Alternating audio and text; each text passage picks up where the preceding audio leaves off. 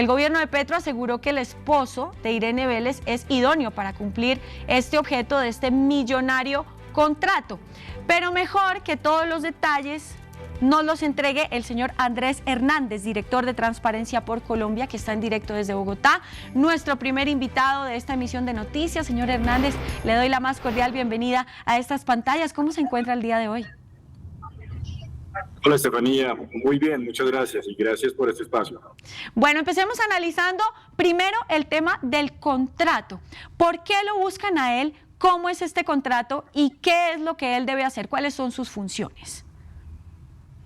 Lo que tenemos entendido en Transparencia por Colombia es que gracias a la publicación de la contratación pública que se hace en el país, se encuentra este contrato que beneficia al esposo de la ministra de Minas y Energía para realizar un proceso audiovisual específicamente asociado al Plan Nacional de Sustitución de Cultivos, un contrato que es firmado, procesado por el Fondo Colombia en Paz, que justamente es un fondo creado en el país para facilitar acciones orientadas a la implementación de los acuerdos e iniciativas de paz.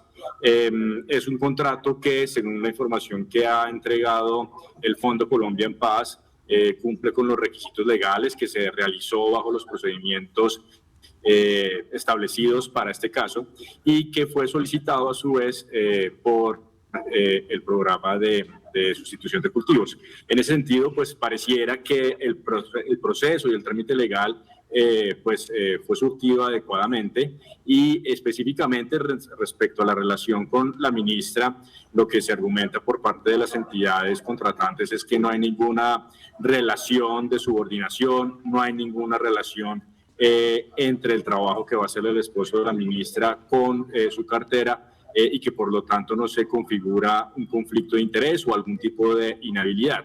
Y en ese sentido, pues el contrato se encuentra firmado en el marco de la legalidad y lo que establece la ley en Colombia. Sí, pero hay muchos sectores que se están quejando porque dicen que aquí entra un conflicto de intereses, que el Estado supuestamente tendría que hacer una especie de estudio o ya bien una convocatoria para que muchos profesionales del país pudieran participar en esto más allá de una persona que tiene relación directa con una funcionaria del gobierno.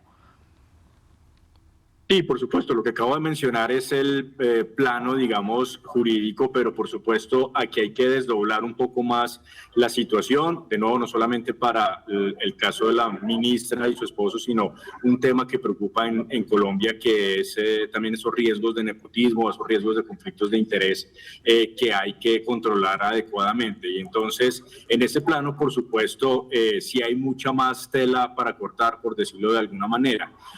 Si bien en lo legal, como lo acabo de decir, no hay una, al parecer, irregularidad, sí es cuestionable de alguna manera que no haya información, por lo menos respecto a cuál es el proceso para que el esposo de la ministra llegara a ser la persona seleccionada para este contrato. Efectivamente, lo ideal en este tipo de contrataciones es que se pudieran surtir procesos competitivos, es decir, que sea el mérito y comprobado además frente a la competencia con otras personas que hubieran podido tener esas calidades, que el resultado de ese análisis fuera el contrato, pero no tenemos mucha información sobre si ese proceso competitivo se desarrolló. Entendemos más bien que ha sido una contratación directa y por eso, digamos, se genera aún más suspicacia y por supuesto también sobre el tema del conflicto de interés, un conflicto de interés que podría ser potencial, pero que será muy importante seguir vigilando en la ejecución en que efectivamente no haya ningún tipo de relacionamiento entre una y otra parte.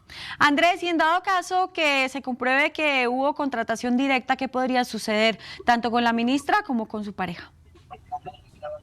No, es muy posible que la contratación directa haya sido el instrumento utilizado en este caso y es un instrumento que está en el marco de la legalidad. Okay. El punto es entonces el llamado al gobierno a que este tipo de procesos, pues por un lado que generan tanta controversia, sean desarrollados de manera, por supuesto, muy abierta y de manera competitiva, y por el otro lado que se cuiden muy bien los aspectos desde la ética y la integridad pública. No está bien, no es una buena práctica contratar funcionarios, designar funcionarios que son familiares de personas de altas calidades en el gobierno, altos funcionarios del gobierno.